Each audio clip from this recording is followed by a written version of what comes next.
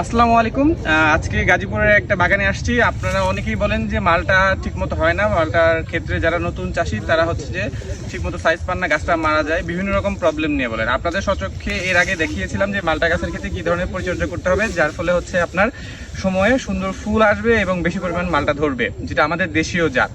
তো এটা আমাদের দেশেও জাতের মালটা দেখেন, এখানে কিন্তু সাইজ খুব সুন্দর আসছে এবং বাজারে অলরেডি এই সাইজের পান। আমরা বারবার বলে থাকি যে হচ্ছে এই অবস্থাতেই মালটাটা সংগ্রহ করবেন না, মালটা আরও পরে সংগ্রহ করবেন, তাহলে এর মিষ্টতা বাড়বে।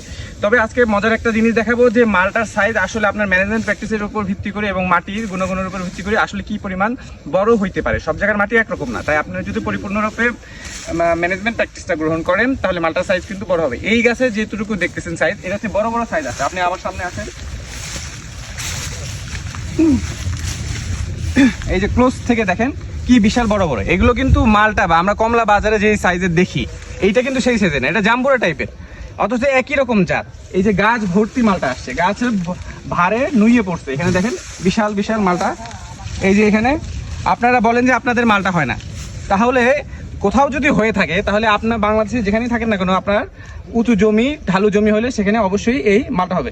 আমরা শওকত সাহেবের থেকে একটু শুনবো, উপসহকারী কৃষি কর্মকর্তা, উনি এটা বাগানের প্রথম থেকেই ছিলেন। উনি আপনাদের এই কৃষককে কিন্তু আমাদের এই চারাটা সংগ্রহ করেন। শওকত সাহেব বলেন তো এটা কেমন ছিল প্রথম দিকে যখন আপনি? প্রথম দিকে আমাদের গাছটা 1 থেকে 1.5 ফুট ছিল। আমরা নিয়মিত পরিচর্যা করার ফলে আমাদের এই মালটাটা বিশেষ করে এটা যেহেতু একটি শৌখিন টাইপের, এটার পরিচর্যাটা করতে হয় খুব বেশি। প্রত্যেক বছরই আমরা কি করি, অবাঞ্ছিত যে সমস্ত ডালপালা আছে এইগুলো আমরা ছাঁটাই করে দেই এবং আমরা বছরে মিনিমাম 2 বার সার দিতে হয়। আমরা 2 বার না দিয়ে আরও একটু বেশি 4 বারের মতো আমরা সার প্রয়োগ করছি এবং সার প্রয়োগ করার পর প্রথম বছর আমাদের ফলন একটু কম হচ্ছে, কিন্তু আস্তে আস্তে গাছটার বয়স যখন বাড়ছে তখন দেখা গেছে প্রতি গাছে মিনিমাম 20 থেকে 30 কেজি মালটা আমরা পাচ্ছি। সেই ক্ষেত্রে আমাদের কৃষকরা খুবই হ্যাপি। আর আমাদের এখানকার মালটাটা প্রচুর মিষ্টি। আমরা কি করতেছি, আমরা সাধারণত পটাশ এবং আমরা জিপসামটা একটু বেশি ইউজ করছি। হ্যাঁ, আর আমরা পাশাপাশি পাতার তেমন একটা রোগ বাড়া নাই, তবু আমরা মাঝে মাঝে কি করি, ভার্টিমেক এবং বিশেষ করে একটা ফাঙ্গিসাইড, সেটা ইন্ডোফিল তারপরে নইন, এই গ্রুপের এই কীটনাশকগুলো ছত্রাকনাশকগুলো ইউজ করি। তো আমাদের এই মালটা দেখে আমাদের যারা এইখানে করছেন তারা উদ্বুদ্ধ হয়ে আরও মালটা বাগান করার জন্য খুবই অনুপ্রাণিত।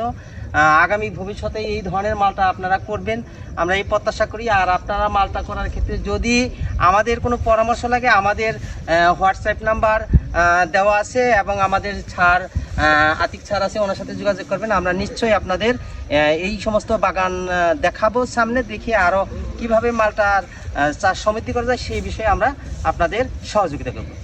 আসসালামু আলাইকুম, ধন্যবাদ সবাইকে।